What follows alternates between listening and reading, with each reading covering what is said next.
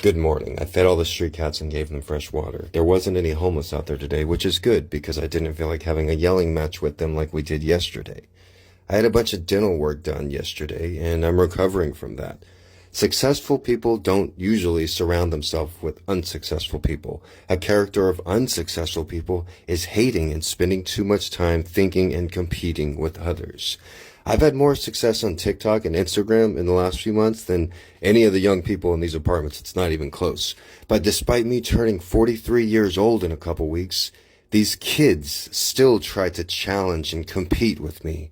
They wouldn't do this to any other 43-year-old. They share a one-bedroom apartment with 3 or 4 other people in their family. Imagine being a grown adult over 18 years old and sharing a tiny bathroom with your mommy and daddy, competing with a 43-year-old neighbor.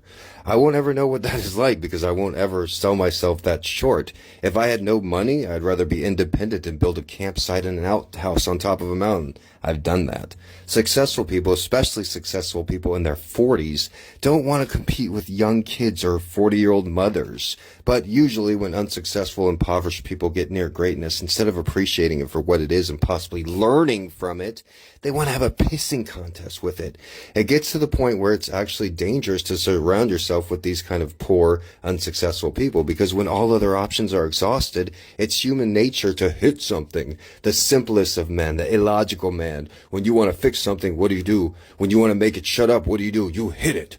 Did you hear about the Subway sandwich artist that lost everything for putting too much mayonnaise on a sandwich? If you base your decisions off emotions, then your emotions will own you and you will lose.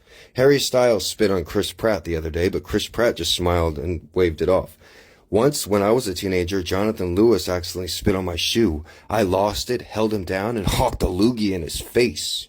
I was a teenager in that time, and part of the brain responsible for logic doesn't fully develop in an individual until they're 25. Successful people don't compete with anyone except themselves. What benefit is it to feed the ego? Another characteristic of successful people is they concentrate what is in their control. There's only so many hours in a day. Once you reach a certain age, you stop wasting so many of those hours on petty things. You ignore, you walk away, you don't interact, and you don't feed the ego. I'm Gregory Brandt. Check out my